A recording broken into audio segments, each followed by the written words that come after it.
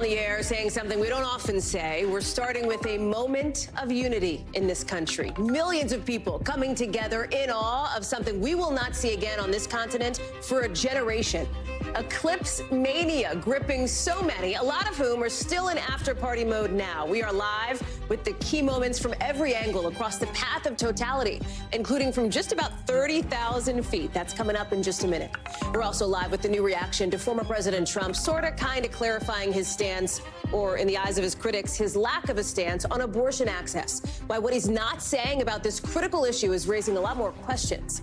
Then we're just getting in the record-breaking numbers from South Carolina's title win over Iowa. What's next for the champs and for Caitlin Clark in what seems to be a game-changing moment for women's sports? Plus, the family of a man who died using Tesla's self-driving feature wants the company held accountable. How Tesla's lawyers are fighting back in a trial we're watching closely tonight.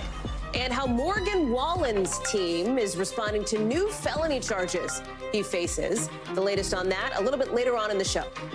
Hey, I'm Hallie, and I'm willing to bet that at some point today you went outside and looked up, or at least you thought about it in a moment that united millions of people across the country, triggered a business boom in the path of totality, and sparked, for some, a near spiritual experience during, for this country at least, a once-in-a-generation eclipse.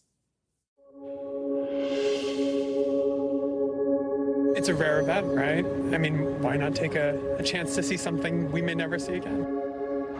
The glasses are off. We are in the Umbra. The Great North American Eclipse is happening right now above us. Oh, my God. This is way better than school. Oh, look at this. Look at this. Whoa. Yeah. Yes, this is so incredible. It's amazing. Better than we ever imagined. That is so beautiful. I've been looking forward to this for the last however many years and encouraging all my friends to go. A lot of difficult things to report sometimes, but this is magical. Oh my God! Amazing. Like, we're not going to be able to see one of these in a long time. Wow. We see Venus in the middle of the afternoon. You don't see it very often, right? Where you see thousands upon thousands of people stop down their tracks to look up at the stars. So it's a fun thing. You can hardly hear a thing. 5, 4, 3, 2, 1.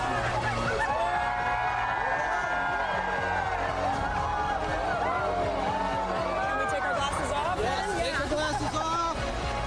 Oh my gosh. Wow. There's Venus, there's Jupiter, there's Mars.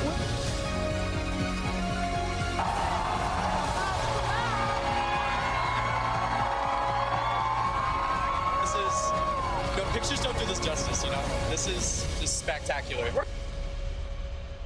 What a moment, what an experience, and what a team covering every angle of it along the eclipse path of totality. Morgan Chesky there in Kerrville, Texas, Maura Barrett in Bloomington, Indiana, and George Solis in New York. George, we'll start with you because it wasn't that long ago, just about 90 minutes ago, where you were in total darkness. Talk us through it. Yeah, Hallie, what a moment, what a montage to put it all together. Yes, we were not in the path of totality here, but let me tell you, the oohs and ahs were just the same. 90% coverage, not too bad here. The cloud cover did hamper a little bit, but let me tell you, it was a spectacular view. And now these glasses here serving as a memento of that moment in time, that once in a generational moment here. And we also had a huge crowd of people that gathered here. We were here since 5 in the morning and it was empty. It was quiet. And little by little, we saw people filtering in. And sure enough, by about 3:25 this afternoon, this deck was full of people taking in that celestial dance, the celestial ballet that we've been calling it. And again, it lived up to the hype. So many people that I talked to saying, we wanted to be a part of this. We wanted to experience it because, again, we know it won't happen again in North America for another 20 years. And so just listening to the people, their stories, and why they were here for this moment, and listening to them after they experienced it, really just something to behold. How cool is it to be a part of history? Beyond cool. Beyond. And, you know, any natural phenomenon that we get to experience is awesome. Yeah, Hallie, even as people were filtering out, you could still hear the oohs and the ahs, the excitement for people to be here on the Intrepid, such a historical site, to witness another historical moment, Hallie. George Solis, thank you much. Maura Barrett got to see it in Bloomington, Indiana.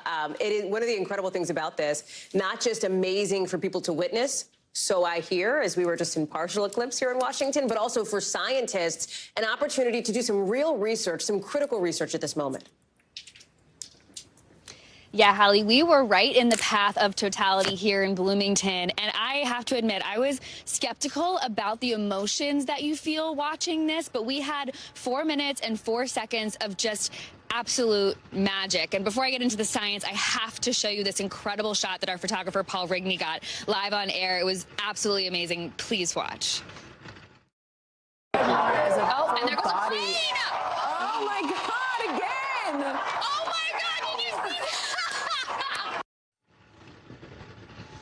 So very jealous of those in the window seat of that plane. I know our colleague Gotti Schwartz was doing that, but just to see the clearness of the corona surrounding that eclipse and just getting to stare up and share it with everyone around us. There was thousands of people at the stadium. William Shatner did an intro, a spoken word performance. Janelle Monáe closed it out with a concert that just ended right before I came on with you. But in terms of being here at Indiana University, we had access to the academics who've been planning this for years. I got a chance to speak with the chair of the astronomy department here, and she talked to me about how unique this look at nature really was. Here's some of our conversation. An eclipse is like no other experience. It ties us to the universe in a way that we almost never get to experience, right? It's dark in the middle of the daytime. The moon swallows the sun. It's just awesome. And this connection we have to nature that goes beyond the usual nature we interact with, but the sun, the moon, the universe as a whole, is just breathtaking. And it really was just an extra special connection to nature. I actually got to chat with William Shatner before his speech as well, and he made that connection too, talking about how important it is to explore space and get the curiosity of the universe, but also to protect the nature here on Earth and fight the climate crisis. And so I thought that was an interesting connection. But I will say, all around, just such an incredible experience. And I think now at this point, I might be an eclipse chaser myself, Hallie. Maura Barrett, thank you very much. Morgan Chesky, I am 100% certain, is going to do whatever you can, Morgan, to get to Spain in 2 years for the next eclipse, because I was watching you live as you were there in Texas, and there's a moment, and you know what I'm going to play, because I started to get a little bit weepy watching this. Let me play it for folks at home who may not know that you live in the Texas area. Here it is. Little 10-month-old Eleanor about to get her very first eclipse. I know it's a lot to take in, honey, but Olivia, oh, it's a lot. I know. I wouldn't be anywhere else other than with y'all right now. And Olivia wiping away tears as you've got your baby there. I'm like, it was just, I mean, that's what this moment is all about for so many. I know. I'm like, I'm about there too, friend. A little bit for clumps for you. You know, Hallie, you prep, you read all about eclipses, you see a million pictures of them and videos, and then you're standing there and you see that moment about to take place, and you think you know what it's going to be like, and then it does take place, and your mind elevates to an entirely new dimension on some level. I know that may sound a little hokey, but it's true. And to cover it as a journalist, knowing my family was so close, was an experience unlike anything I've ever had with any other story. And I can speak for pretty much everyone in this entire field here in Kerrville, Texas, that there was all this expectation as to what this could be. There was concern that the clouds were going to get in the way. And then we had totality, and this is what it felt like. Take a listen to this family.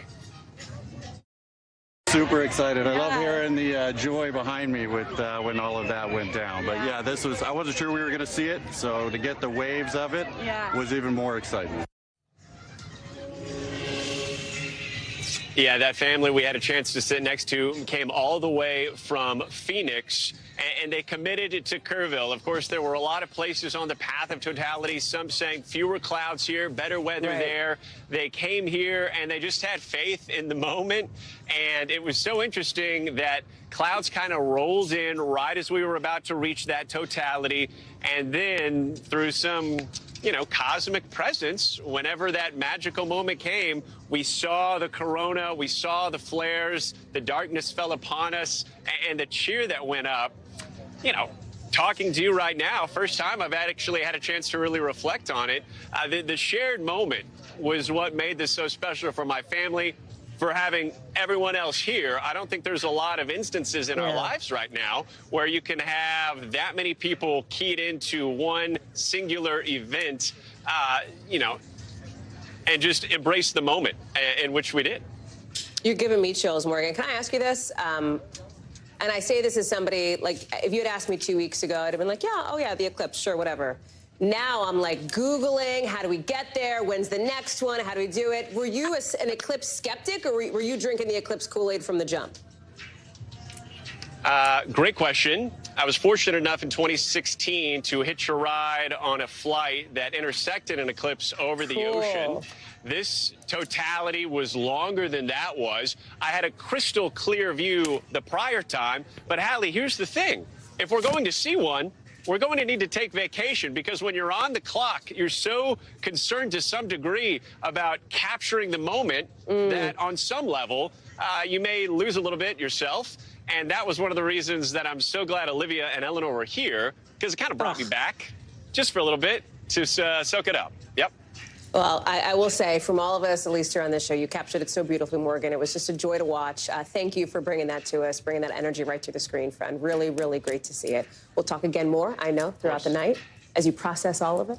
A lot of people processing what they saw today. Our thanks to our entire team in the field there in the path of totality and beyond. We've got a lot of other news to get to tonight, including some news out west, where just in the last couple of hours, we've learned from police that a shooter is dead after killing 2 people at a law office in Vegas. You can see some of the scene here. This was a huge police response. People evacuated from the building during the manhunt for the attacker.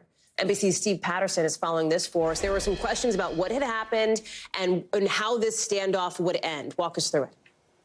Hallie, and those questions still persist to some degree. We're getting details hot and heavy, trying to confirm things on the back end. What we can tell you at this point, as you mentioned, 3 people dead, including the suspected shooter. This is Summerlin, Nevada. This is about maybe 10 miles outside of the Vegas Strip or so. It's 10 o'clock this morning. Some of the video, you might see this big office building. That's where it happens. Think 6-story office building. It's why the police response, in part, is so big, because the building is so big. They have to clear each room, room by room. In the 5th floor of that building is this law firm. That is where police say the shooting occurs. It's at a law firm. Based on what we know, and based on talking to parties and sources close to the investigation, the parties involved, which means the shooter and the people that were shot, unfortunately, knew each other. To what capacity? We're not sure if we can report that at this point, but suffice to say, this is a tragedy to that community. It's an affluent community. Again, just maybe 10 miles off the Strip. This law firm is, of course, known to the community. People there knew the people involved. And we're just trying to figure out how we can piece together how the parties knew each other inside that office. But suffice to say, a domestic incident that shook the community, because that entire complex had to be evacuated as police continue their investigation at this point. Yeah, a dramatic day there in Vegas. Steve Patterson, thank you very much. We'll come back to you if we get any more new reporting on that. Also tonight, former President Trump's attempt to clarify where he stands on abortion, maybe making things muddier instead, since he's not saying anything about what he'd do if he wins another term and a national abortion ban were to come across his desk. We're going to play you some of his statement from earlier. Listen. My view is, now that we have abortion where everybody wanted it from a legal standpoint, the states will determine by vote or legislation or perhaps both, and whatever they decide must be the law of the land. In this case, the law of the state. So listen, yes, this is the clearest that Mr. Trump's been so far on an issue he's been not all that clear on, saying, as you heard there, it should be up to the states. That's how the Supreme Court made it. But polls consistently show that abortion laws are not, as the former president said there, where everybody wanted it. One poll from February, look at this, showing 64% of Americans say they oppose the Supreme Court's dismantling of that milestone abortion rights ruling Roe versus Wade. Remember, the overturning of Roe is something that Mr. Trump took credit for today in a moment you're basically guaranteed to see in Democratic attack ads come the fall. NBC's Dasha Burns is following up for us. There's a lot here, but let me put it in what I think are super simple terms, Dasha. It's kind of a reverse Goldilocks moment for Donald Trump, right? Because he comes out, he clarifies, so to speak, his abortion stance. It doesn't go far enough for those on his right. It goes too far for those on his left. You saw it when President Biden today came out and went after Donald Trump for his position. But so did Donald Trump's former Vice President Mike Pence, the staunch Republican, staunch conservative, has always been an anti-abortion advocate here. Talk us through the political calculus here that Mr. Trump's team must be making. Yeah, I mean, he's also getting hit from Susan B. Anthony, anti-abortion organization, saying they're disappointed in his view, Lindsey Graham as well. And he's pushing back on all of that on Truth Social. But look, there was a lot of speculation about what he was going to say here. He had been floating this idea of 15, 16 weeks. He said that in multiple interviews over the past several weeks, and here he comes out basically saying, I'm going to leave it alone, let the states handle it. What that did, though, was in trying to put it to bed, so to speak, that way, he actually raised more questions than not, right? Here's what we don't know. Would he sign a federal abortion ban if it were sent to his desk? He's a resident of Florida that right now has a 6-week ban that was just approved by the Supreme Court, but will also have abortion rights on the ballot in November. Which way is he going to vote on that, right?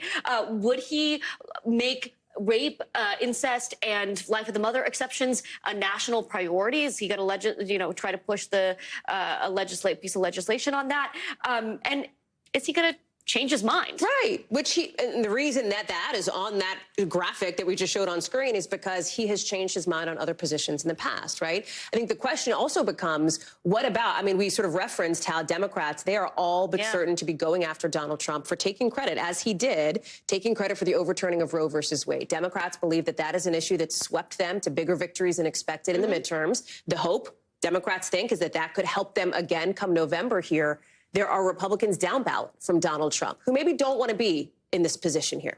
Right. And I think this is something he's been so focused on. All the reporting that I've done says this is an issue he's been thinking about a lot, especially since the 2022 midterms, when candidates he himself endorsed ended up taking positions that he didn't like. He thought were too far to the right on the issue. He blamed the anti-abortion movement for those midterm losses. At the same time, he himself has a record that is all over the place on this. I just want to run through a little bit of this. Back in 1999, he said, I'm very pro-choice. In 2011, he says, I'm pro-life. 2016, he says he'll defund Planned Parenthood. He also said that some form of punishment for women who seek abortions is okay. Then he blamed the losses in 2022 on anti-abortion movements. And since then, he's been saying he's going to make everybody happy. But to your point, this Goldilocks, anti-Goldilocks position has actually opened him up to criticism from both sides. But I think what he was trying to do here is settle on something that is going to be palatable to the middle,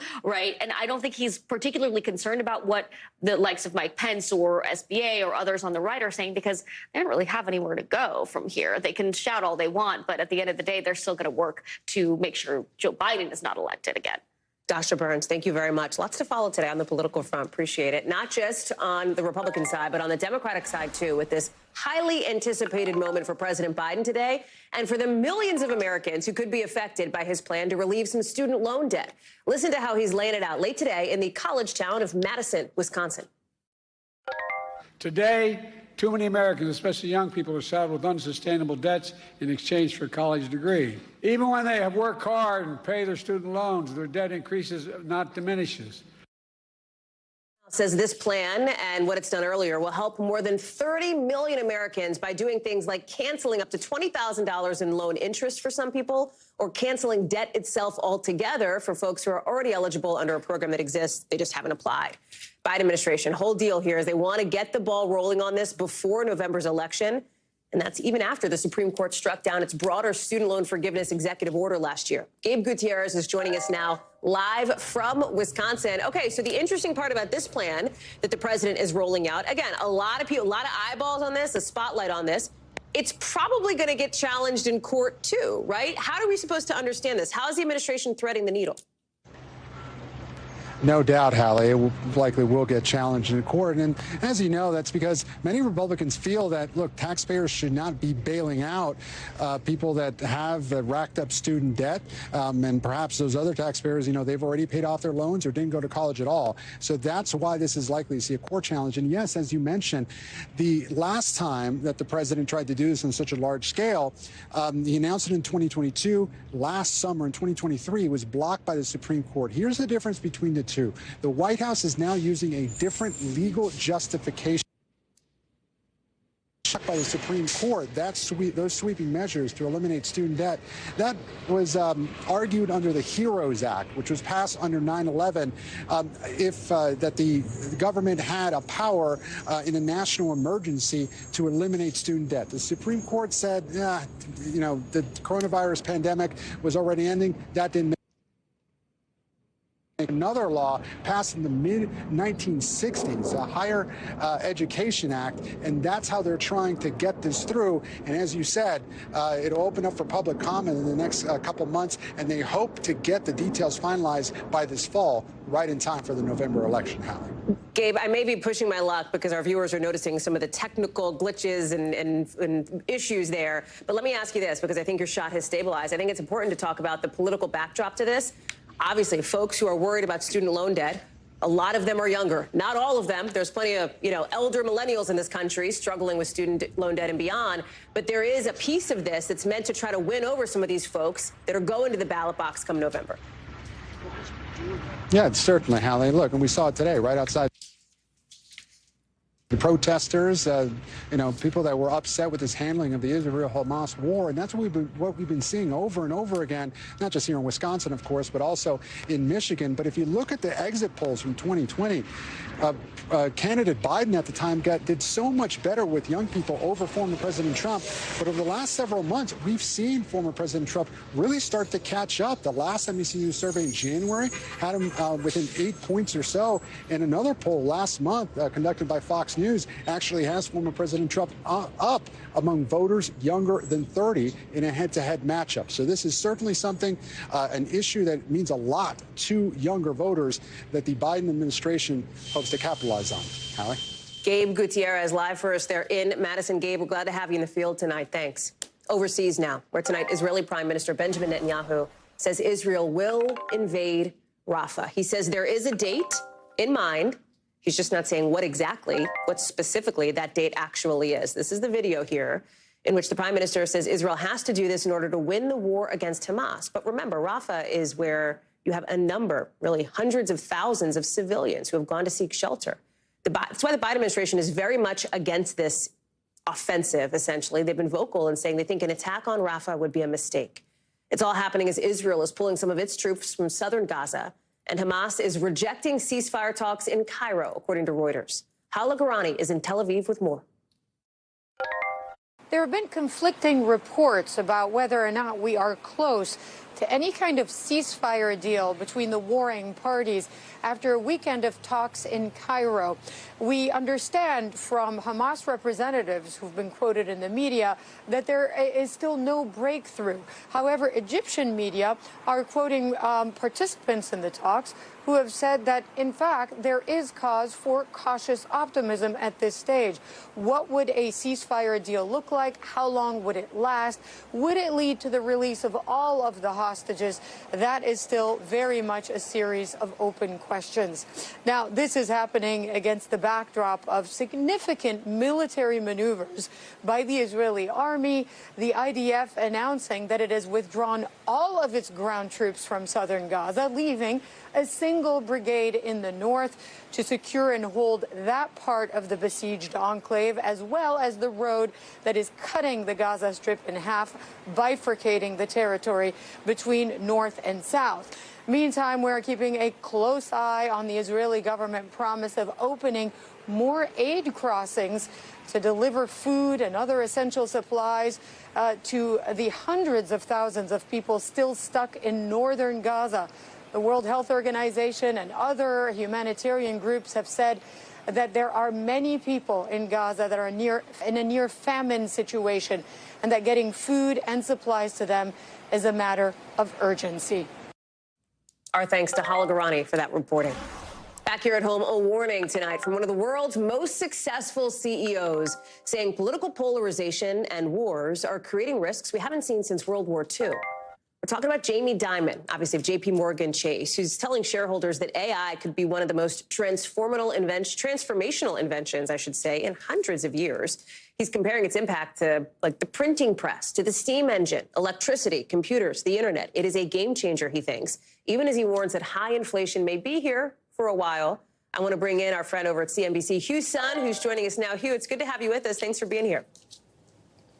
Hey, Hallie. Yeah, I think the talk of Wall Street today is really that warning about inflation. And so Jamie Dimon really sees the risk of a couple forces around the world. We're talking about fiscal spending. We're talking about supply chain issues. Of course, the geopolitical tensions overseas, Ukraine and in the Russia-Ukraine area, really causing stubborn inflation, and much more stubborn than is anticipated. Now, to take a step back, the story that the stock market has told itself for the past 5 months or so is that inflation is going down, and as a result, we have this this joyousness over the prospect of interest rate cuts. And if inflation doesn't go down, and in the next few months, we're going to have the prospect that we don't get the cuts that the market expects. And for what it means to the people at home, I think is certainly the reference rate that Jamie Dimon's talking about is that he's prepared for, and he thinks others should be prepared for, long-term interest rates to be as high as 8%, which is 300 or 400 basis points higher than where they are today. And so if that were the case, what would that do to credit card borrowing rates? What would that do to auto loans and mortgage rates? It certainly would be a lot of hardship for a lot of Americans, Haley. And of course, Jamie Dimon, outsized influence here. He's not just some random guy writing a Facebook post. I mean, he's got a lot of power and a lot of say in the world you cover. Hugh Sun, thank you so much. Great to see you. After the break, a high school reunion more than 40 years in the making, all for the Eclipse. We've got an up-close look, plus LGBTQ plus Catholics slamming the Vatican today. We'll explain.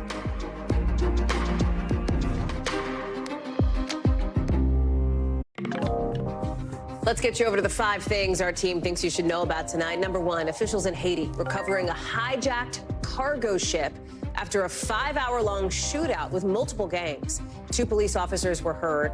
We don't know how many gang members were killed, but there is some number of them. Haitian local news says the gangs kidnapped everybody on the ship and stole 10,000 sacks of rice. This recovery, a rare victory for Haitian police, of course, struggling with surging gang violence and a crisis in that country. Number 2, Russia declaring an emergency in part of the country after a ton of flooding hit the area. Look at this, the worst ever recorded in some of the mountains of Russia, triggered by tons of melting snow and overflowing rivers. A bunch of people were forced to evacuate after more than 10,000 homes flooded. Some of those people now accuse the government of not doing enough to help, protesting by chanting "shame on you" outside local government buildings. Number 3, the Vatican putting out a new declaration claiming gender-affirming surgery and surrogacy, they say, are violations to human dignity, equating the practices to abortion and euthanasia, and a rejection, they say, for God's plan for human life. The Pope ordering the publication of this 20-page document. It's been in the works for the past 5 years, obviously being met with a lot of protest from LGBTQ plus rights groups. Number 4, actor Jonathan Majors now avoiding prison time after assaulting his ex-girlfriend. The former Marvel star is instead on probation and is set to go through a year-long counseling program. Remember, Majors faced up to a year behind bars after his conviction in December. Number 5, Beyonce is now becoming the first black woman ever to hit the top of the country album charts for Cowboy Carter. It's already bringing in the most sales for an album so far this year. Remember, she already hit number 1 for the single. This is now for the entire album as her dominance this year continues. Speaking of dominance, in just the last 30 minutes, we're getting those new record-breaking numbers in from ESPN. The women's college basketball tournament, the championship. Do you want to know how many people watched? Just think of a number in your head. Keeping in mind that 8-9 million people watched the World Series. Nearly 19 million people watched South Carolina go undefeated, beating Caitlin Clark's Iowa. It is up. I mean, it's just green arrows up all the way around, right? Up 90% from last year, up nearly 300% from a couple years ago. At the peak, 24 million people were watching. It's the most watched basketball game, period, in 5 years. We're talking men's, women's, college, NBA, whatever. Period, most watched. As you see, Dawn Staley The South Carolina head coach lifting that championship trophy over her head today, late tonight, actually, in just the last maybe 90 minutes or so, during a victory celebration on campus. The song All I Do Is Win, Win, Win, that was in the background. And you know what? She says her players who went undefeated, they want to keep winning. They take winning and success very, very seriously. We hope that this is an annual day off. We'll see if South Carolina can keep up the streak. Liz Kreutz is joining us now. So, Liz, just to put these numbers in perspective, more people watched the women's final over the weekend than watched any World Series game last year, than watched any NBA playoff game last year, than watched the last decade's worth of Daytona 500s. I mean, it was a cultural moment for folks, for so many folks. The question is, can it last? Was this a Caitlin Clark, South Carolina lightning in a bottle moment, or does it set a new floor for women's sports? By the way, that Liz, is the big question. I don't actually expect you to have an answer to that. It's really a rhetorical question, I know, but talk me through it. Well, okay, I just am racing back here to the Bureau from high school I was at and a middle school where I was talking to some young basketball players, some young women who are over the moon about this game. And I overheard, it was their lunch break, and I overheard some of the girls be like, did you watch the Iowa game last night? This does feel like it is a really big moment, a cultural moment and a huge momentous moment for young women, for women's basketball. They've been waiting for this moment for so long. It's been a long time coming. We know that there's been a number of stars in the WNBA, but now we're starting to see so many stars in college women's basketball. Caitlin Clark among, the top name that's basically become a household name.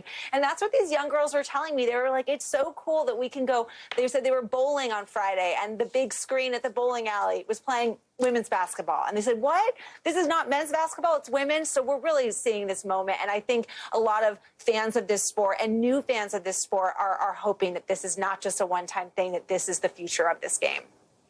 Speaking of, sort of capturing lightning in a bottle, Caitlin Clark was just, she's such a driver of monster ratings, not just for the championship game, but throughout the tournament at all. And the South Carolina coach gave her props, right? She said, Caitlin Clark is one of the GOATs. What happens to Caitlin Clark from here, right? She's declaring this is not the end of her story.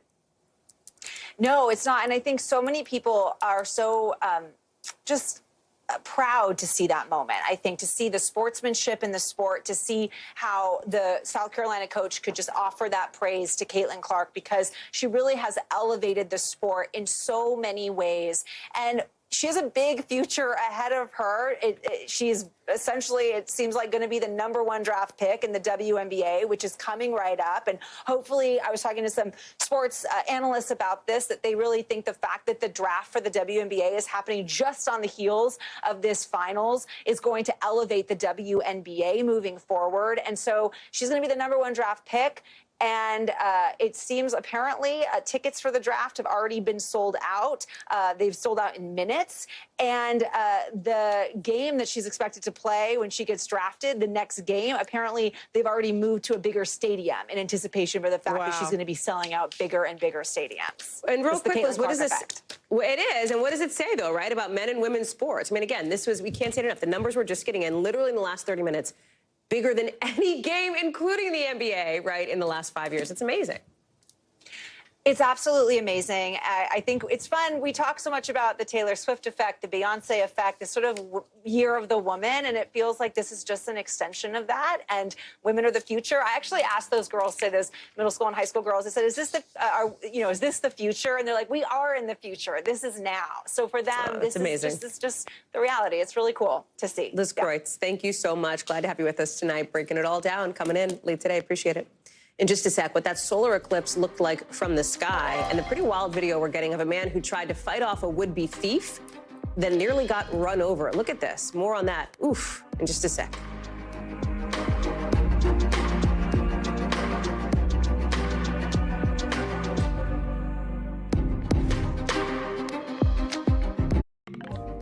A Kentucky man confessing to faking his own death. We'll tell you why he did it in just a second. But first, tonight, our top story, back to it, that total solar eclipse that traveled across the country. And you had a lot of people with a great view from the ground. You know where you got an even better view? from up above the clouds. Just like our Gotti Schwartz, who was literally tracking it. Yeah, like Top Gun style. They had these state-of-the-art cameras, also Top Gun style. I mean, the same kinds of cameras that you saw in Maverick. So Gotti got a view that nobody in the history of the planet has ever seen because of this new technology, ever. If you know Gotti, you know he was probably geeked out and freaking out about it. Roll the tape. We are, what, about 20,000 feet? Right. 20,000 feet. This is our pilot, Jim. This is Jim's son right here. This is James. James has given me the best seat in the house. James, I owe you, man. We've got cities down below, and the cities are starting to turn on their lights. The sensors must be set for when it gets dark, but it is incredible. It is this wild sunset, sunrise all the way around, and then above us you've got that perfect ring. When you're up here and you see the movement of this shadow. The shadow is very dark on this side, very light on this side, and then up above you've got that perfect ring. You're reminded of how fast the moon and the sun are moving. 1,600 miles an hour is how fast the moon shadow is moving over Earth. It is wild to see. It's gotten like colder outside. It's starting to frost over the window. Yeah. This right here, it's kind of freezing over. Wow. One of the things that's striking up here is just it's this cosmic coincidence, if you will. This cosmic coincidence that is the sun is 400 times bigger than the moon. 400 times bigger. And then the moon is 400 times further away from the sun than we are. It's 400 times further away. And so that perfect little coincidence enables us to see this totality, and that totality is finally starting to lift. Oh my gosh, this is glorious. Look at this. Wow. Now it's like this sunrise, but the sunrise is a color I've never seen before. It is like a deep purple. This is incredible. And what a happy coincidence that reminds us all that these celestial bodies above us are moving at these incredibly fast speeds, these speeds that we can't even compute. And they're happening every single day. Just shows us how special we are in this universe. And it's crazy to think that everybody down there on Earth, everybody in that shadow, as that shadow moves on, is looking up, sharing this majestic moment, and we're up here looking down on Earth. It's a life-changing experience. Oh man. I mean, you know Gotti, you know he's feeling that hardcore. He's feeling that. He's going to join us live next hour to talk through what that moment was like for him and what we can all learn from something like that. Very cool. That was like a one-man eclipse celebration for Gotti. But in a lot of places around the country, you had a lot more people getting together, right? And with that, we wanted to highlight a really special one. It's one that I brought you last night on Sunday. We previewed it last night, right? This once-in-a-generation event. This former school teacher getting together with some of his students now. Former science teacher wanted to watch the eclipse with his students. Today, outside Rochester, New York, a reunion that is literally nearly 50 years in the making.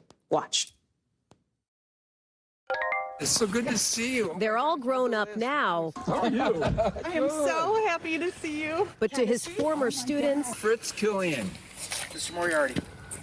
You animal.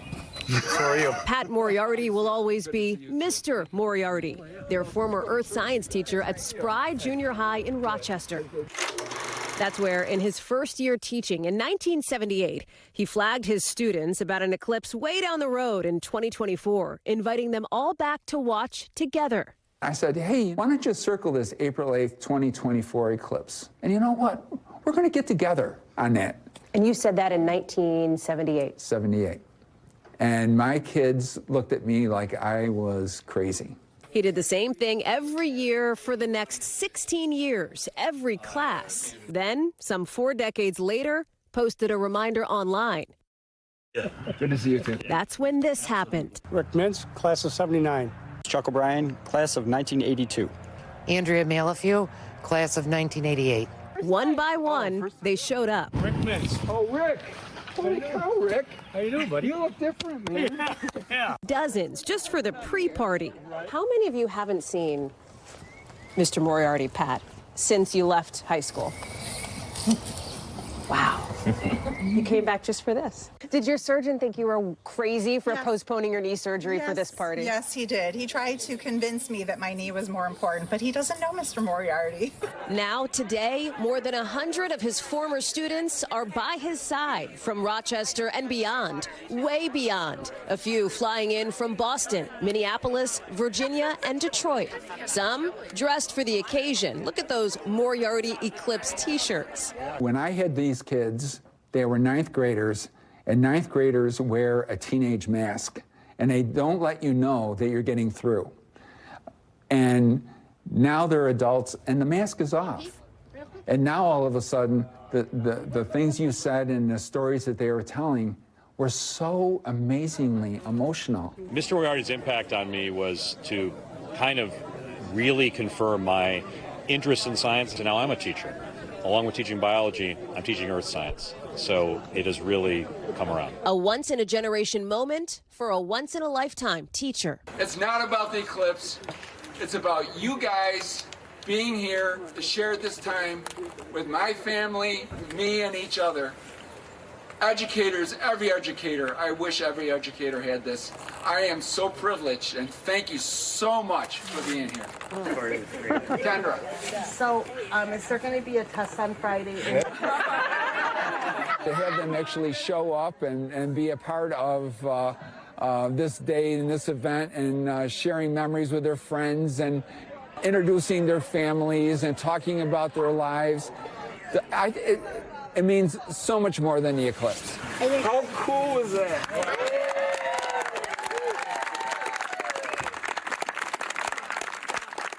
When I was up in Rochester, Pat Moriarty said he's ready to watch the next eclipse in 20 years, just about with his students as well.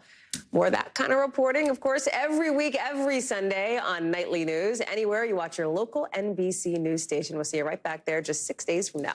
NBC News also covers hundreds of other stories, non-eclipse related, I promise, every single day. And because it can be tough to read or watch or listen to them all, our bureau teams have done it for you. This is what they tell us is going down in their regions in a segment we call The Local. Out of our Western Bureau, take a look at this. A huge fire, very scary looking, destroying several homes under construction in Arizona.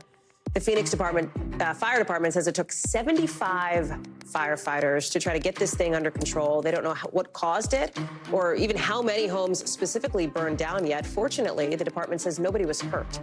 Out of our Southern Bureau, a man in Kentucky admitting to faking his own death to get out of paying more than $100,000 in child support to his ex-wife. He's now facing multiple charges, including identity theft and computer fraud, according to court docs. He could face up to 7 years in prison and hundreds of thousands of dollars now in fines. He'll be sentenced at the end of the month. Also out of our Western Bureau, security cameras in Washington catching the dramatic moment. Look at this. A man confronts this thief trying to break into his car. They're trying to tackle each other in the middle of the street, but then somebody else gets involved.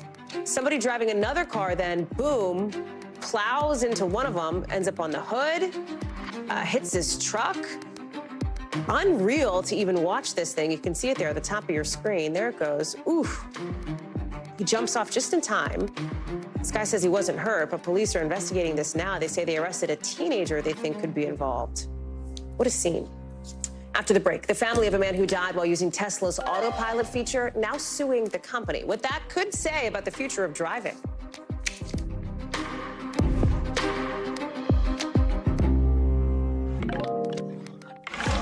Tesla's controversial, automated driving system is at the center of a wrongful death lawsuit, a very, very high-profile suit with jury selection just beginning today. The suit, filed by the family of a former Apple engineer who died in 2018 after his Tesla Model X veered off the highway going more than 70 miles an hour.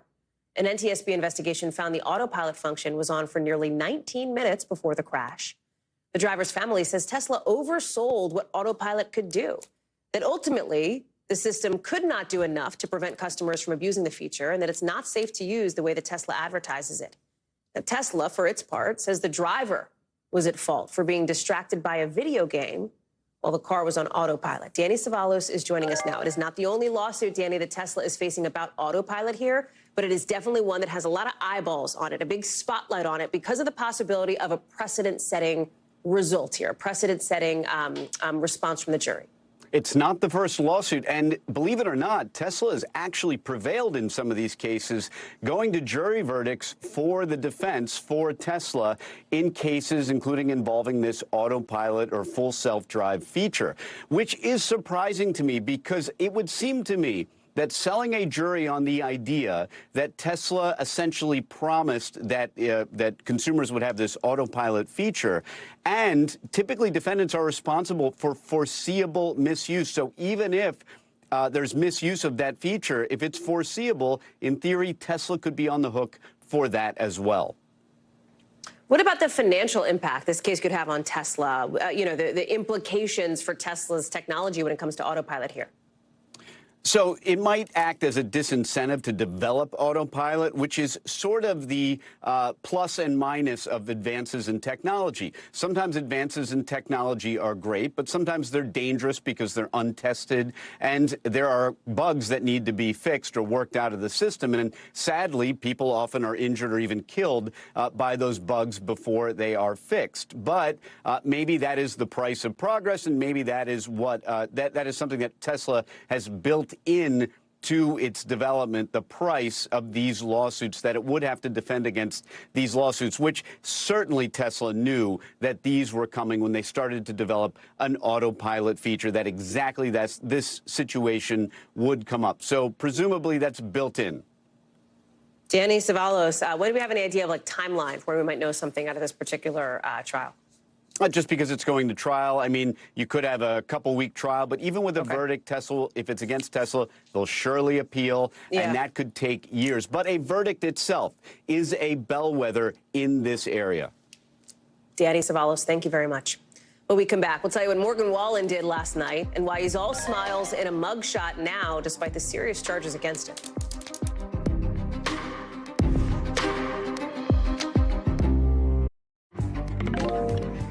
Tonight, country star Morgan Wallen is out on bond after an arrest overnight for allegedly throwing a chair off the roof of a 6-story bar in Nashville. His team confirming it is him in this video we're about to show you getting arrested. It all started when folks at the bar say they saw Wallen, you know, superstar, super recognizable, especially in Nashville. They saw him allegedly pick up a chair and then throw it over the roof, laughing about it, according to his arrest affidavit. Police say the chair ended up falling pretty close to 2 police officers.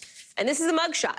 Obviously, Wallen there smiling. His lawyer says he's cooperating fully with authorities, set to appear in court in early May. Kathy Park joins us now from Nashville. What else do we know? Hey there, Hallie. Good evening to you. Well, this was opening weekend for Eric Church's new bar, Chiefs, which is right behind me, about a block from where we are standing here on Broadway. And according to the arrest affidavit, Morgan Wallen was seen by witnesses, also on surveillance footage, grabbing an object, which we know is now a chair. He lunged forward and allegedly dropped that chair 6 stories high from the roof of this bar behind me and narrowly missed 2 officers who were on Broadway, just feet away from hitting them. So 12:30 this morning, according to Nashville police, Morgan Wallen was arrested. His bond was more than $15,000, but he was released early this morning. And Hallie, earlier today, we had a chance to speak with folks who are walking along Broadway. They are country music fans, but also fans of Morgan Wallen. Here's what they told me. Take a listen. I've heard of him. He's been in trouble before, but he still plays good music. The 6th floor is quite high. If that chair hits someone, then, I mean, it's quite lucky those police officers were slightly away from it. I don't think it's a good representation of Nashville. And Hallie, if you have been to Nashville, and if you haven't been to Nashville, Broadway is pretty much where all the action is. All the honky-tonks are here, and even on a Sunday night, this is where a lot of the activity takes place. And I spoke with someone who actually works downtown here in downtown Nashville, and he said it's incredible that no one got hurt from this incident because, keep in mind, 6 stories high. Right from this bar behind me, that object was thrown. There were several people walking along Broadway, but fortunately no one was injured from this incident. You know, Morgan Wallen is like a mega superstar. Most streamed song in the country on Spotify last year and in the world on Apple Music. I mean, he is fully A++ list. But as you heard that one woman say to you, Kathy, it's not the first time. He's kind of been in trouble for other reasons, too. Yeah, just driving to Nashville, Hallie. I think I heard Morgan Wallen on the radio like 2 or 3 times. So he's pretty popular now more than ever.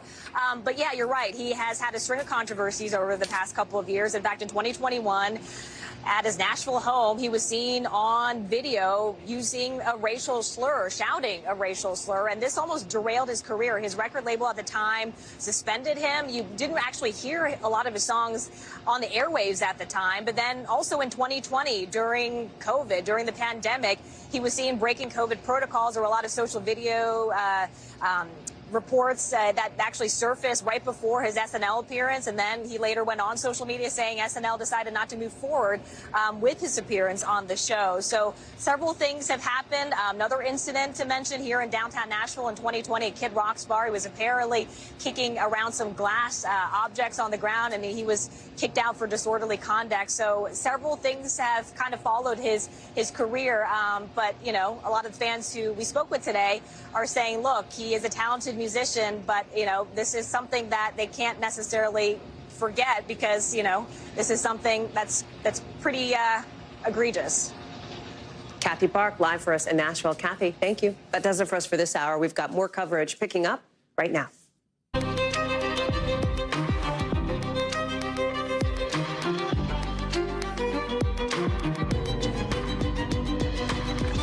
We are coming on the air saying something we don't often say at the top of the show. We are starting tonight with a moment of unity. Millions of people coming together in awe of what we won't see again on this continent for a generation. Eclipse mania gripping so many, a lot of whom are still in the after-party phase now. We are live with the key moments from every angle across the path of totality, including from just about 30,000 feet. That's coming up in just a minute. Also coming up, some chilling new details on the breaking news out of Las Vegas. 2 people killed in a shooting at a law office. It looks to be, according to sources, lawyer versus lawyer. We've got the latest on that attack. We're also live with the new reaction to former President Trump, sort of kind of clarifying his stance, or in the eyes of his critics, his lack of a stance on abortion access. Why what he's not saying is raising a lot more questions. Then the new plan from President Biden, taking another swing at trying to cancel student loan debt. Why it's almost certain to face its own legal challenges. And why one of the country's top bankers is out with a big warning that inflation could be around for a while. Later on in the show. Hey, I'm Hallie, and I'm willing to bet that at some point today, you went outside and you looked up, or at least you thought about it, in a moment that united millions of people all across the country. A moment that triggered business booms in the path of totality and sparked for some a near spiritual experience during, for this country at least, a once-in-a-generation eclipse. It's a rare event, right? I mean, why not take a chance to see something we may never see again? The glasses are off. We are in the umbra. The Great North American Eclipse is happening right now above us. Oh, my God. This is way better than school. Oh, look at this. Look at this. Whoa. Yeah. Yes, this is so incredible. It's amazing. Better than we ever imagined. That is so beautiful. I've been looking forward to this for the last however many years and encouraging all my friends to go. A lot of difficult things to report sometimes, but this is magical. Oh my God! Amazing. Like, we're not going to be able to see one of these in a long time. Wow. We see Venus in the middle of the afternoon. You don't see it very often, right? Where you see thousands upon thousands of people stop dead in their tracks to look up at the stars. So it's a fun thing. You can hardly hear a thing. 5, 4, 3, 2, 1.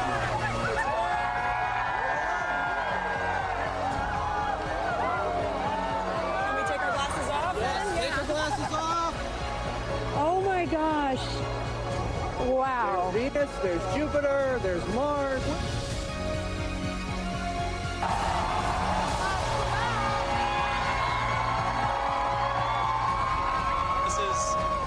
pictures don't do this justice, you know? This is just spectacular.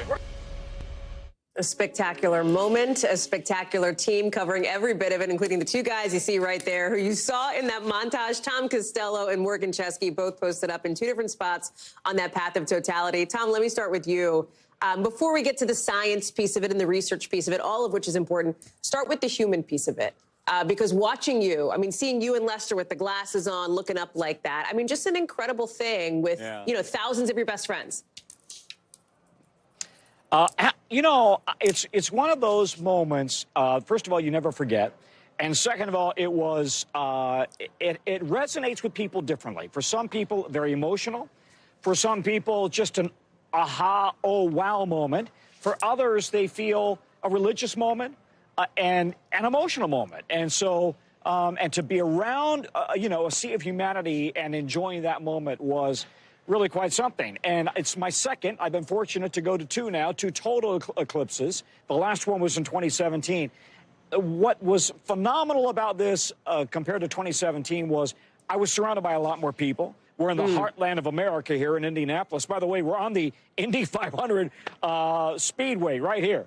And all of this was completely packed with people, all of them staring up with their glasses on to watch it. So that totality really made it a fun and I think a more intimate moment. Back in 2017, Al Roker and I were on an aircraft carrier in Charleston, South Carolina, and it was 100 degrees, and we're standing on a frying pan in South Carolina, and that was really hot.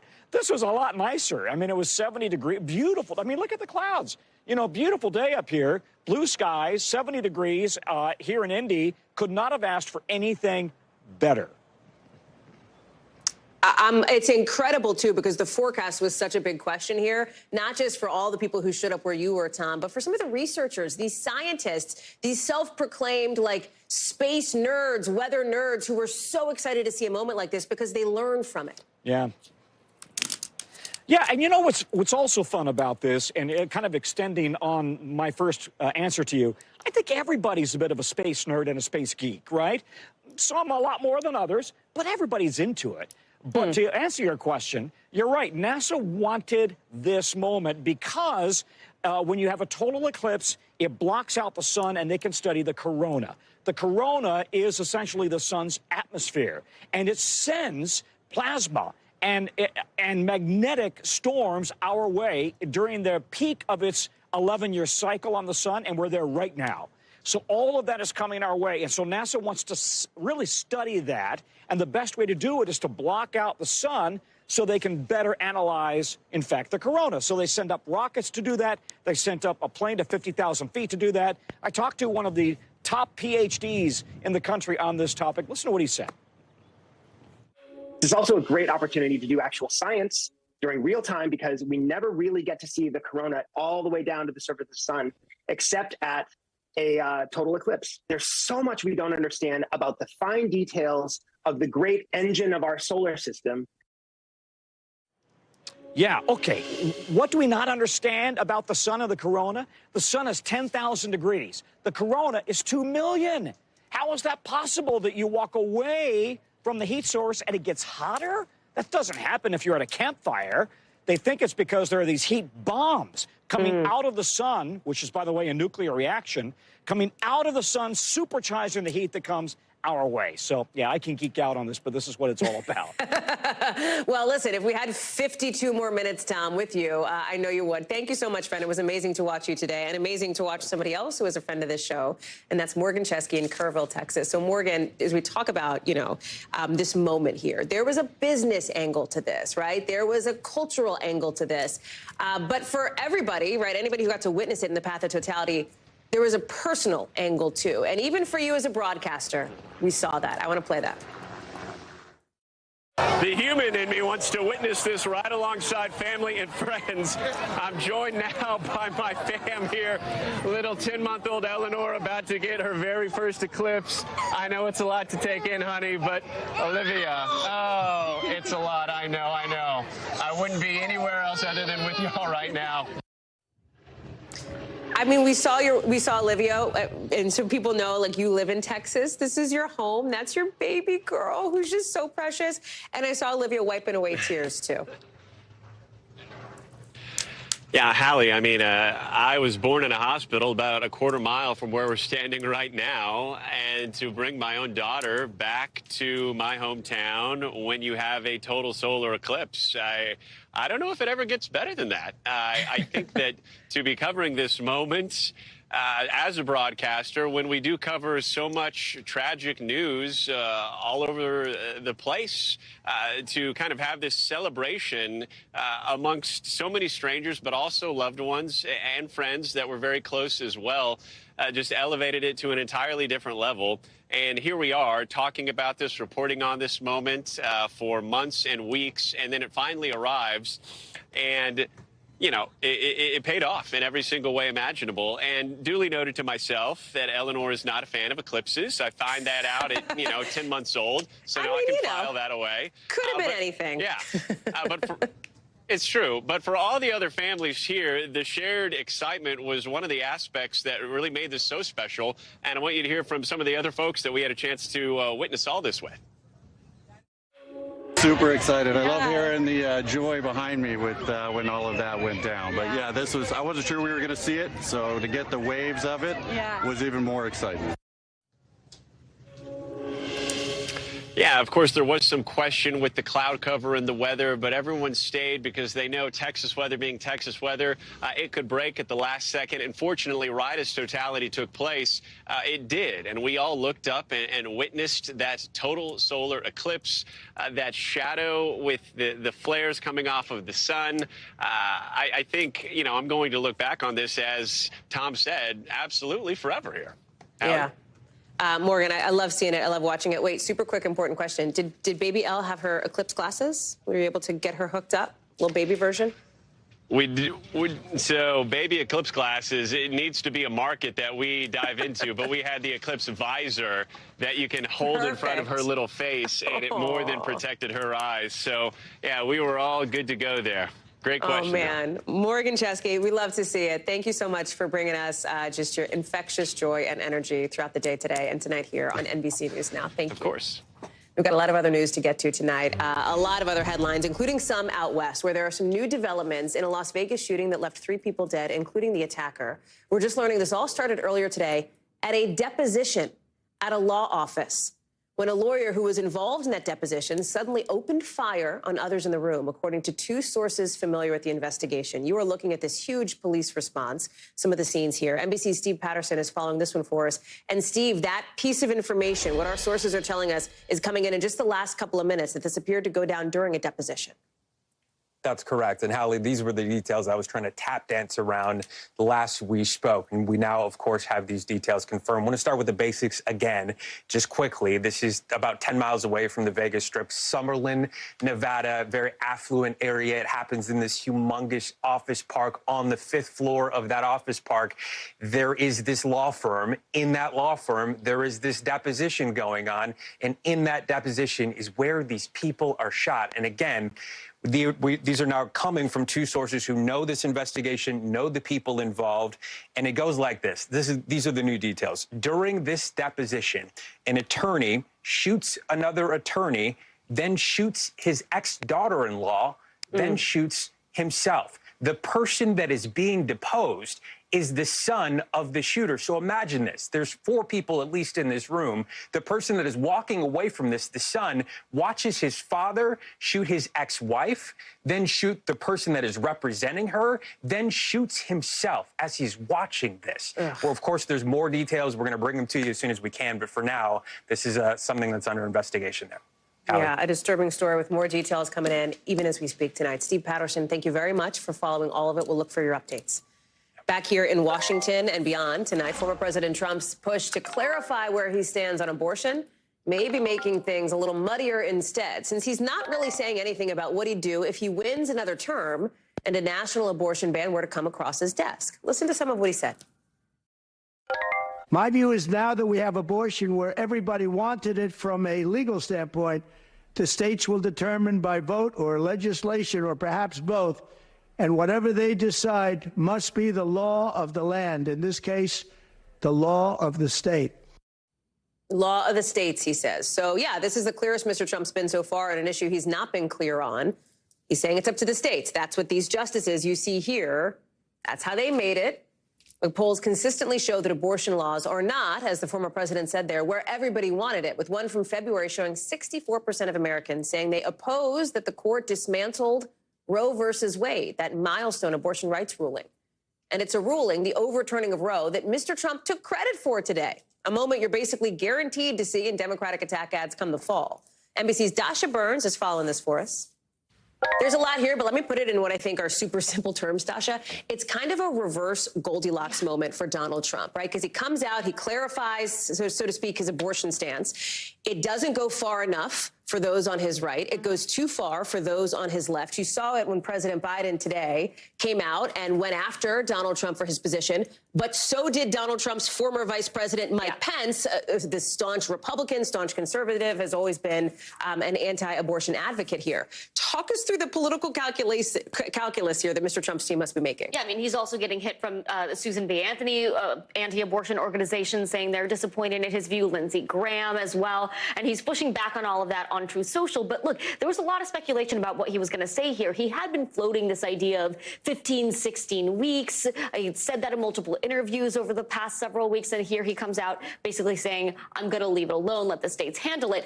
What that did, though, was in trying to put it to bed, so to speak, that way, he actually raised more questions than not, right? Here's what we don't know. Would he sign a federal abortion ban if it were sent to his desk? He's a resident of Florida that right now has a 6-week ban that was just approved by the Supreme Court, but will also have abortion rights on the ballot in November.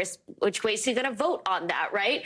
Would he make rape, incest, and life of the mother exceptions a national priority? Is he going to, try to push the piece of legislation on that?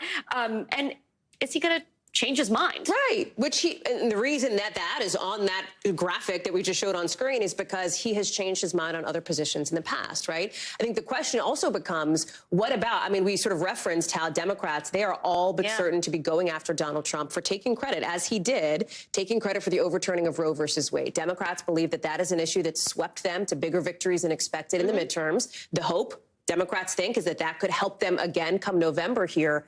There are Republicans down ballot from Donald Trump who maybe don't want to be in this position here.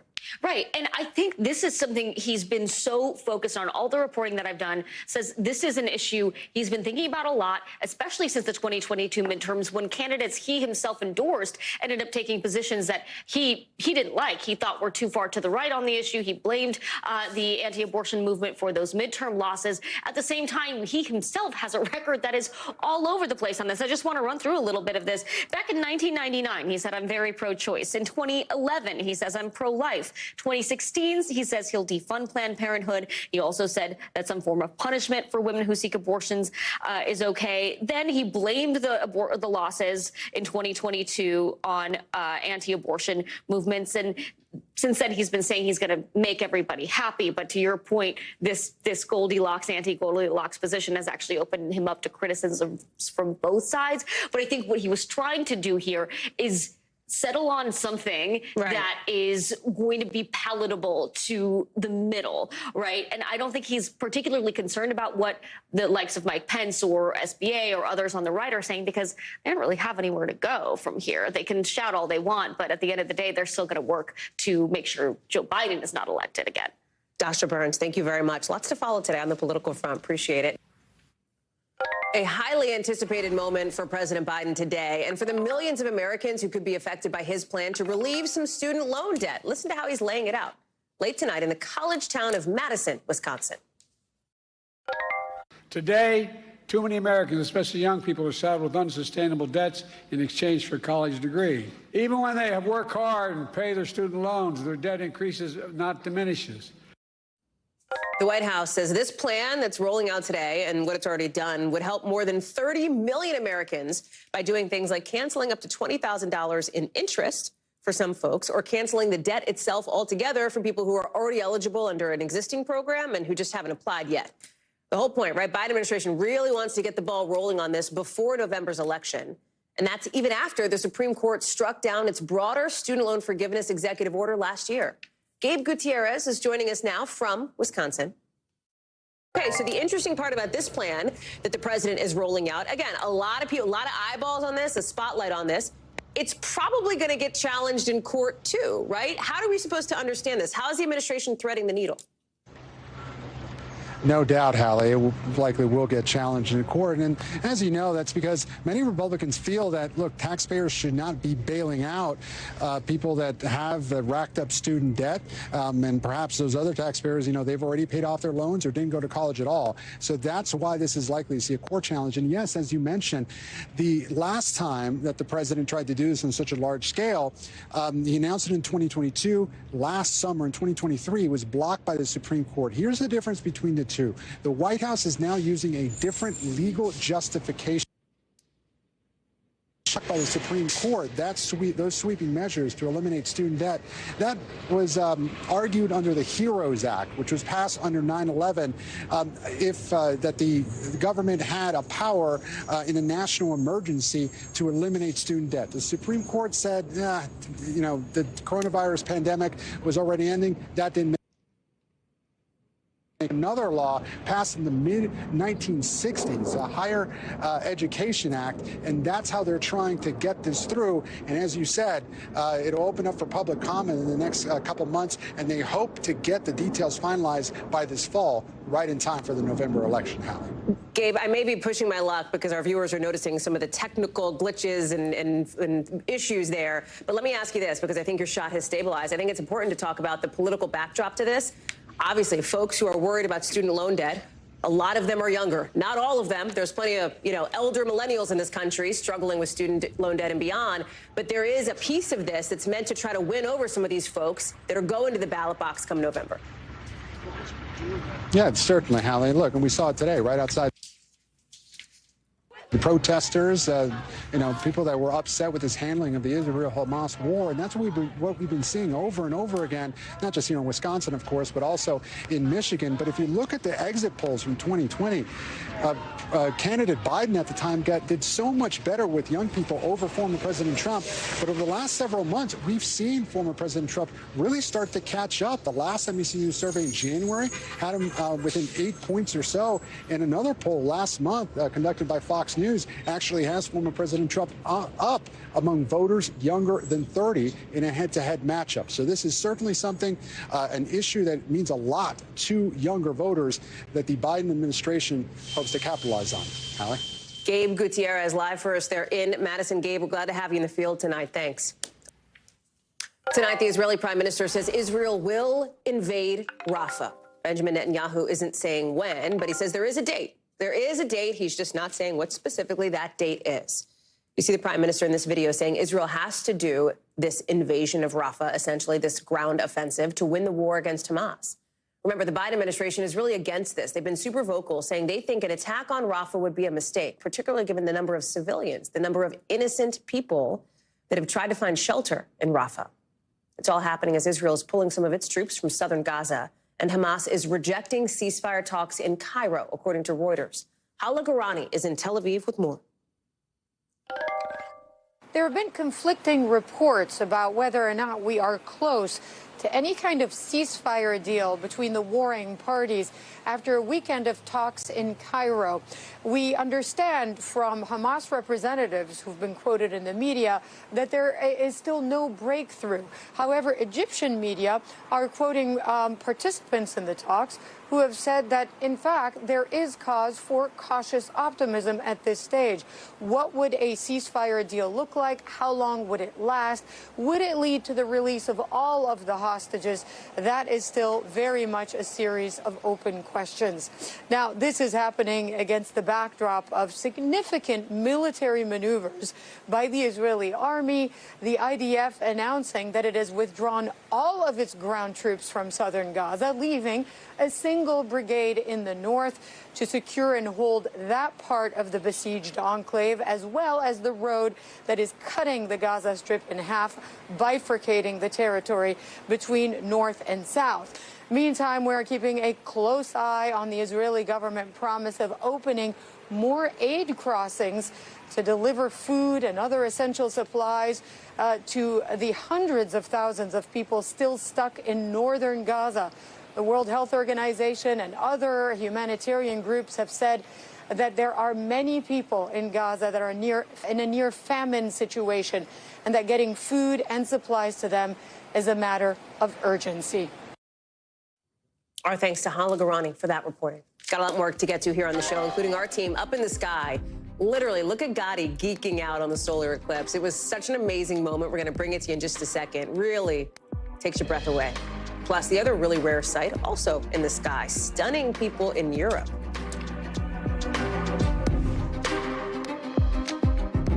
In just the last 90 minutes, we're getting some new record-breaking numbers from ESPN, with the women's college basketball tournament ending with just like gangbusters ratings. 19 million people just about tuning in to see South Carolina go undefeated and beat Iowa. That's up 89% from last year, up nearly 300% from a couple years ago.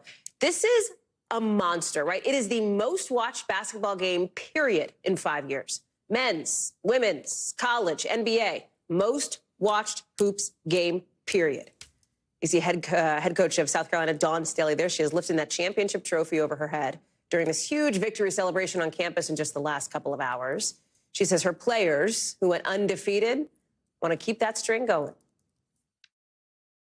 They take winning and success very, very seriously. We hope that this is an annual day off. We'll see if South Carolina can keep up the streak. Liz Kreutz is joining us now. So, Liz, just to put these numbers in perspective, more people watched the women's final over the weekend than watched any World Series game last year, than watched any NBA playoff game last year, than watched the last decade's worth of Daytona 500s. I mean, it was a cultural moment for folks, for so many folks. The question is, can it last? Was this a Caitlin Clark, South Carolina lightning in a bottle moment, or does it set a new floor for women's sports? By the way, that Liz, is the big question. I don't actually expect you to have an answer to that. It's really a rhetorical question, I know, but talk me through it. Well, okay, I just am racing back here to the Bureau from high school I was at and a middle school where I was talking to some young basketball players, some young women who are over the moon about this game. And I overheard, it was their lunch break, and I overheard some of the girls be like, did you watch the Iowa game last night? This does feel like it is a really big moment, a cultural moment and a huge momentous moment for young women, for women's basketball. They've been waiting for this moment for so long. It's been a long time coming. We know that there's been a number of stars in the WNBA, but now we're starting to see so many stars in college women's basketball. Caitlin Clark among, the top name that's basically become a household name. And that's what these young girls were telling me. They were like, it's so cool that we can go. They said they were bowling on Friday, and the big screen at the bowling alley was playing women's basketball. And they said, what? This is not men's basketball, it's women's. So we're really seeing this moment. And I think a lot of fans of this sport and new fans of this sport are hoping that this is not just a one-time thing, that this is the future of this game. Speaking of, sort of capturing lightning in a bottle, Caitlin Clark was just, she's such a driver of monster ratings, not just for the championship game, but throughout the tournament at all. And the South Carolina coach gave her props, right? She said, like, Caitlin Clark is one of the GOATs. What happens to Caitlin Clark from here, right? She's declaring this is not the end of her story.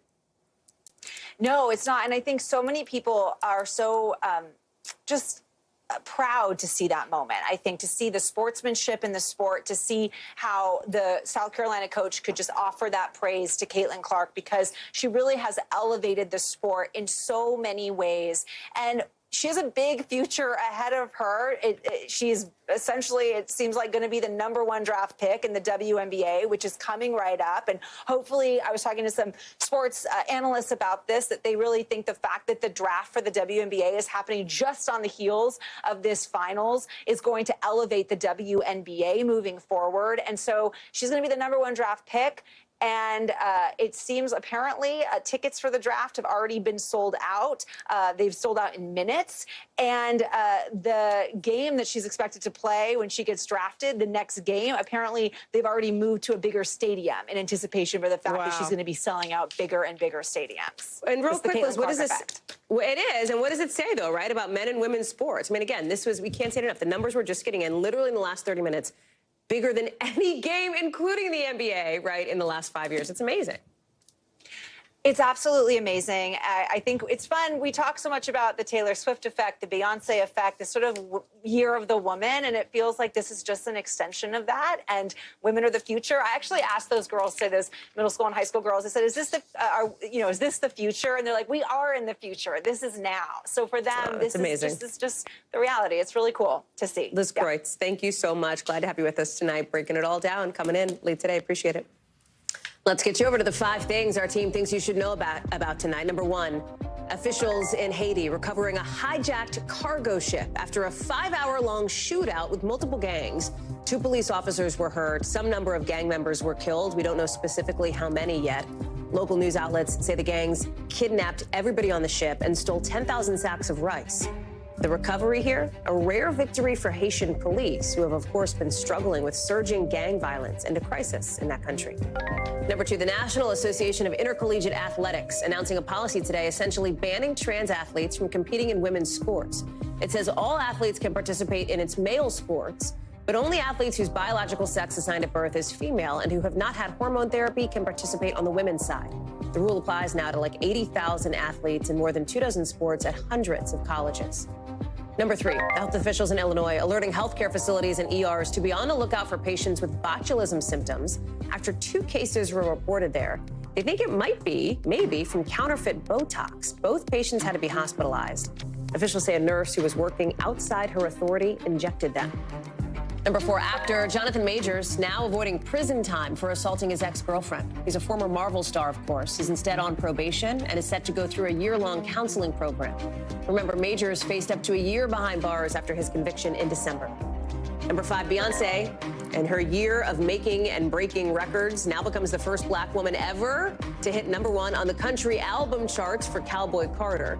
It's already bringing in the most sales for an album so far this year. Remember, she already made history with Texas Hold'em with the single when it hit the top of Billboard's Hot Country Songs list also. That was for song. Now she's up there for album. A lot more to get to, including coming up the new law banning really popular music in one part of Europe by their legitimately trying to ban the beat. Coming up in the Global.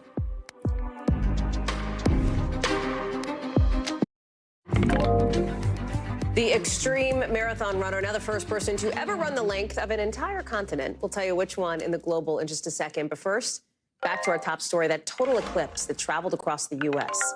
with our Gotti Schwartz literally tracking it from the sky. You think you got a good view on the ground? Whew.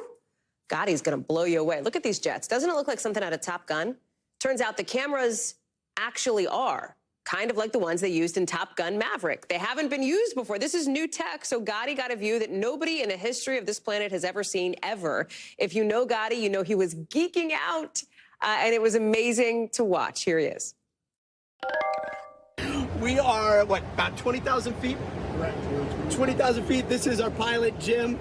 This is Jim's son right here. This is James.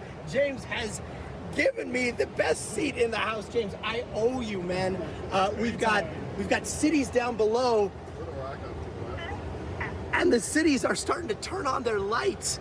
The sensors must be set for when it gets dark, but it is incredible. It is this wild sunset, sunrise all the way around, and then above us you've got that perfect ring. When you're up here and you see the movement of this shadow. Shadow is very dark on this side, very light on this side, and then up above you've got that perfect ring. You're reminded of how fast the moon and the sun are moving. 1,600 miles an hour is how fast the moon shadow is moving over Earth. It is wild to see. It's gotten colder outside. We're starting to frost over the window. Yeah. This right here, it's kind of freezing over.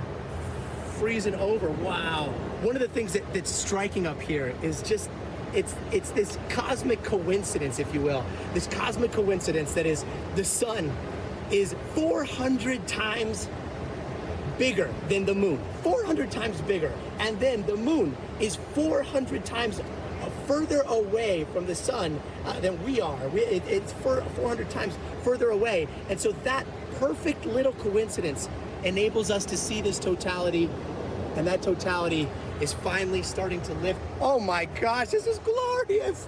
Look at this. Wow. Now it's like this sunrise, but the sunrise is a color I've never seen before. It is like a deep purple. This is incredible. And what a happy coincidence that reminds us all that these celestial bodies above us are moving at these incredibly fast speeds, these speeds that we can't even compute. And they're happening every single day. Just shows us how special we are in this universe. And it's crazy to think that everybody down there on Earth, everybody in that shadow, as that shadow moves on, is looking up, sharing this majestic moment. And we're up here looking down on Earth. It's a life-changing experience. Hallie, we are finally back down on Earth, but what a dream come true to see totality from up above. While everyone was looking up, we were looking down, and it just reminds you, again, you're looking down at Earth, you're seeing all the lights come on, you know, millions and millions of people, almost 1 in 10 Americans may be in the path of totality, may be looking up at this beautiful orb of light that gives us life. It was like an existential experience, and it's just crazy to think that this happens here on Earth. It doesn't happen anywhere else in our solar system that we know of. A sun and a moon and a planet lined up so perfectly, something I will never forget. Hallie? Our friend Gotti Schwartz there. If you've ever wondered, you know, what it would be like to talk to Gotti over a drink or something about an experience he had, I mean, that's it. That's him having that moment and sharing it with us. So our thanks to him. You know, it's interesting. Gotti's talking about this moment where people are coming together, and that's happening, right? That happened today all over the country. Celebrations, watch parties. There was a mass wedding even, for example. And in Rochester, New York, I had the pleasure and the privilege of meeting a guy named Pat Moriarty, a science teacher who promised his students nearly 5 decades ago they'd get back together to watch everything go down today. Here's the story. It's so good to see you. They're all grown up now. How are you? I am so happy to see you. But to his former students... Fritz Killian. Mr. Moriarty. You animal. How are you? Pat Moriarty will always be Mr. Moriarty, their former earth science teacher at Spry Junior High in Rochester. That's where, in his first year teaching in 1978, he flagged his students about an eclipse way down the road in 2024, inviting them all back to watch together. I said, hey, why don't you circle this April 8th, 2024 eclipse? And you know what? We're going to get together on that. And you said that in 1978? 78. And my kids looked at me like I was crazy. He did the same thing every year for the next 16 years, every class. Then, some 4 decades later, posted a reminder online. Yeah. Good to see you, too. That's when this happened. Rick Mintz, class of 79. Chuck O'Brien, class of 1982. Andrea Malafew, class of 1988. One by one, they showed up. Rick Mintz. Oh, Rick. Holy cow, Rick. How you doing, buddy? You look different, man. Yeah. Dozens just for the pre-party. How many of you haven't seen Mr. Moriarty, Pat, since you left high school? Wow. You came back just for this. Did your surgeon think you were crazy for postponing your knee surgery for this party? Yes, he did. He tried to convince me that my knee was more important, but he doesn't know Mr. Moriarty. Now, today, more than 100 of his former students are by his side from Rochester and beyond, way beyond. A few flying in from Boston, Minneapolis, Virginia, and Detroit. Some dressed for the occasion. Look at those Moriarty Eclipse t-shirts. When I had these kids, they were 9th graders, and 9th graders wear a teenage mask, and they don't let you know that you're getting through.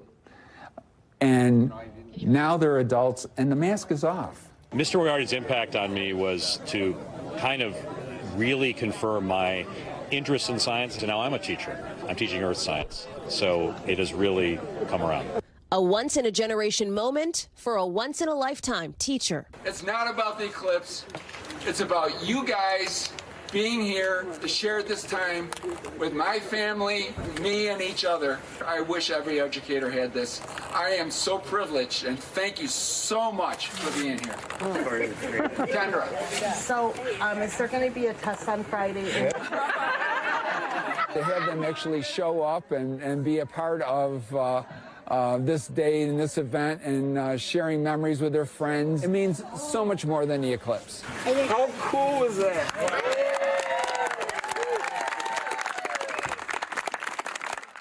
How cool was it? How cool is he? I mean, all of it, just amazing. And these moments that we get to share together, not just right here on NBC News Now, but over on NBC News as well. Every Sunday, join me on Nightly News. I'll see you back there 6 days from now, wherever you get your local NBC station. And then, of course, tomorrow night, right here on News Now, where we have lots of stories that we cover throughout all of our platforms. Hundreds of international stories, in fact, every day. And because it can be tough to read or watch or listen to them all, our teams around the world have done it for you. Here's a look at what they're watching in a segment we call The Global. Out of Africa, a 27-year-old man says he's the first person now to run the whole length of the continent. Russ Cook, running nearly 10,000 miles. It took him almost a year, but he raised $800,000 for charity. During the journey, he had some really sort of scary moments. He was held captive at one point by people with machetes. He was robbed at gunpoint. After he finished, he said it was good. And in the understatement of the century, called himself a bit tired. Out of Italy. Check out these crazy vortex rings coming from the Mount Etna volcano. They're these natural circles of gas caused by, vapors constantly being released. Scientists say Mount Etna emits more of these than any other volcano on Earth, which is why locals call it the Lady of Rings. And out of Chechnya, the Russian Republic reportedly banning music that's either too fast or too slow. According to the state news agency, the ruling says all songs need to fall inside a tempo of 80 to 116 beats per minute, which cuts out like a lot of Western modern-day pop music. Artists will apparently have until June 1st to rewrite music that doesn't meet the criteria, or else they can't perform it in public. Coming up, court documents just into us showing a new settlement for Tesla in just the last little bit over its controversial autopilot system.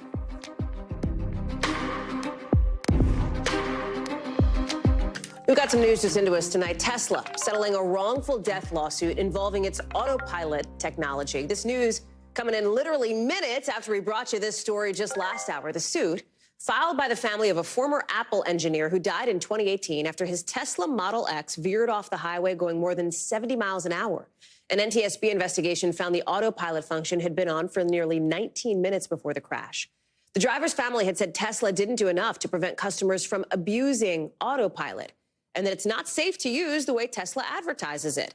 Now, Tesla says that the driver was at fault here for being distracted by a video game while the car was on autopilot.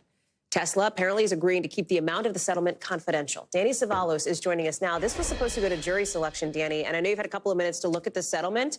Talk us through the terms here and why this would happen now at this kind of final moment for it. The terms are redacted, and that's no surprise because Tesla would have had an interest in keeping this settlement confidential. And often corporate defendants have to pay a premium for that confidentiality. In other words, the plaintiffs, I'm sure they know what they were doing, probably told Tesla at some point, well, our settlement number is here, but if you want it to be confidential, our settlement number is actually a little more than that, which is pretty routine for companies like Tesla who don't want lawyers like me to start circling or news to get out that they are willing to settle cases, which obviously that wasn't the message here because it happened on the eve of trial, which is more common than you might think. Yeah, exactly. So what about some of the other lawsuits facing Tesla on this? Because I believe there had been some previously or are some still outstanding, right? Yeah, no two lawsuits are exactly the same, and Tesla's actually won some of these cases when they've gone to verdict. But what was problematic about this case, probably for Tesla, is the allegations that essentially Tesla advertises its autopilot as safe and sort of risk-free, and that's the kind of thing that even if you're not supposed to just play a game or doze off while the car is driving, Americans, drivers, they're going to do that. It's called foreseeable misuse. And the company can be on the hook for that as well, even when there is misuse involved. Danny Savalos, thank you very much with that developing news here happening late tonight. Thanks. A warning tonight from one of the world's most successful CEOs saying political polarization and wars are creating risks we haven't seen since World War II. That's coming from Jamie Dimon of JP Morgan Chase, telling shareholders as well that AI could be one of the most transformational inventions in hundreds of years, comparing it to the printing press, to the steam engine, electricity, computers, the internet even. Dimon's also warning high inflation may be here to stay for a while, putting a damper on people's hope for interest rate cuts this year. CNBC's Hugh Sun is joining us now. Hugh, it's good to have you with us. Thanks for being here. Hey, Hallie. Yeah, I think the talk of Wall Street today is really that warning about inflation. And so Jamie Dimon really sees the risk of a couple forces around the world. We're talking about fiscal spending. We're talking about supply chain issues. Of course, the geopolitical tensions overseas, Ukraine and in the Russia-Ukraine area, really causing stubborn inflation and much more stubborn than is anticipated. Now, to take a step back, the story that the stock market has told itself for the past 5 months or so is that inflation's going down, and as a result, we have this this joyousness over the prospect of interest rate cuts. And if inflation doesn't go down, and in the next few months, we're going to have the prospect that we don't get the cuts that the market expects. And for what it means to the people at home, I think is certainly the reference rate that Jamie Dimon's talking about is that he's prepared for, and he thinks others should be prepared for, long-term interest rates to be as high as 8%, which is 300 or 400 basis points higher than where they are today. And so if that were the case, what would that do to credit card borrowing rates? What would that do to auto loans and mortgage rates? It certainly would be a lot of hardship for a lot of Americans, Haley. And of course, Jamie Dimon, outsized influence here. He's not just some random guy writing a Facebook post. I mean, he's got a lot of power and a lot of say in the world you cover. Hugh Sun, thank you so much. Great to see you. When we come back, we'll tell you what Morgan Wallen did last night and why he's all smiles and a mugshot now.